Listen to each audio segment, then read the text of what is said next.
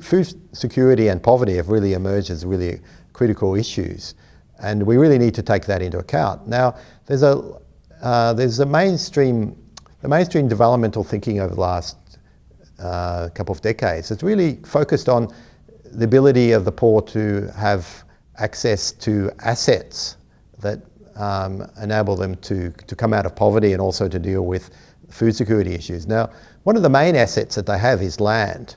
So really, when we look at this set of questions, United Nations has released a report recently into food security issues where they talk about the fact that if we give over large areas of land to investors, it's really not the best outcome because it really marginalises a lot of the poorer actors, what Indonesian policymakers call the petani gurem, which are farmers which have less than half a hectare of land. Now, if you go to the outer islands of Indonesia where these processes are going on, there's about 30% of farmers that have become petani gurem or marginal farmers. Now, historically that wasn't the case because there were very large areas of land. So the question for me looking forward is what happens in these landscapes to these people, which are now 30%, if more and more of these areas of land are enclosed either for HTI, timber concessions, or for HGU, for plantation concessions.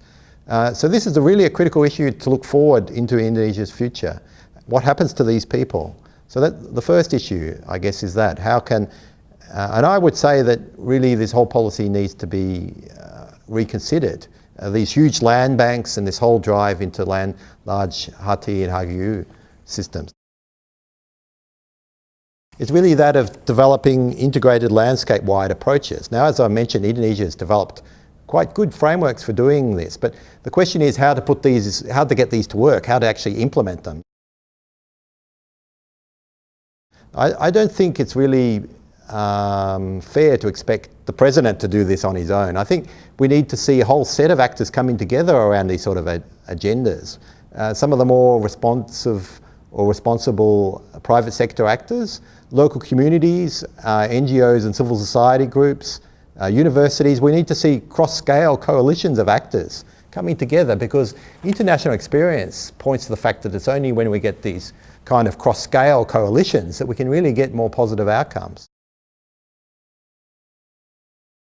Legal reform. There's a lot of talk about legal reform. In fact, there was a conference recently in Lombok talking about land tenure reform and the need to give legal recognition to local communities. Now, this is really, really critical, I think, of trying to find some way of overcoming this enormous gap between the informal rights of local communities that live in these lands. And I read some statistic recently that said that there's an enormous number of villages that are actually inside the forestry estate, the kawasan hutan. So how do we give these people some kind of land rights so that they don't all of a sudden find that an area of land that they live on has been allocated under some kind of izin lokasi or izin perkebunan, or some kind of development permit, so that their rights are really recognised? Because we've found that in the transition between informal rights that local communities have and the kind of formal rights that plantations have, that at the point where this formalisation process occurs,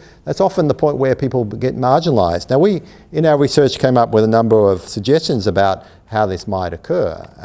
For instance, producing mandatory provision of information to landowners so that landowners actually know what's actually going on, that they have proper information. Provision of better oversight and supervision from the central government, because at the moment it's all decentralised. And like I said, there's pressure on local governments to push things in a particular direction. Also, developing a plantation ombudsman to deal with complaints. Developing central government monitoring and oversight to ensure that legal provisions are really implemented. So, and finally, overcoming the suspicion of local civil society actors and bring them into the process to actually make things more accountable. 2 more to go. Renegotiating plantation arrangements, because at the moment we see, I think it's unrealistic to expect firms to negotiate arrangements on their own, because basically they want to get the most profitable arrangement for their shareholders. And that's completely understandable. That's how companies work all around the world. So under the current kemitraan or partnership model, plantations go into a local community and they negotiate benefit sharing and land sharing arrangements, and the district government ticks off on it.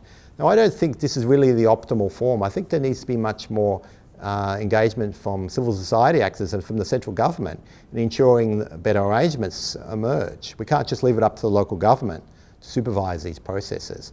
And we need to renegotiate land arrangements because there's a global land grab going on. Land is becoming more and more scarce and more valuable. So at this point, it's really a good time for the Indonesian government to think about renegotiating land arrangements, because Indonesia's lands are quite limited actually. Maybe in 10 years' time, there won't be lands to allocate to people. So this is really a critical point. Rather than the 80-20 model, where 20% is only for local smallholders, maybe we need a much more generous arrangement where much more of the land is actually given over to smallholders.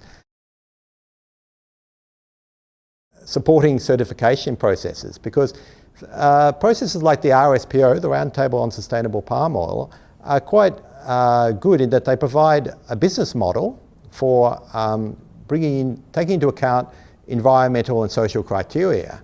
Now, only corporations that are selling into Europe and perhaps the United States have pressure on them to actually conform to these models.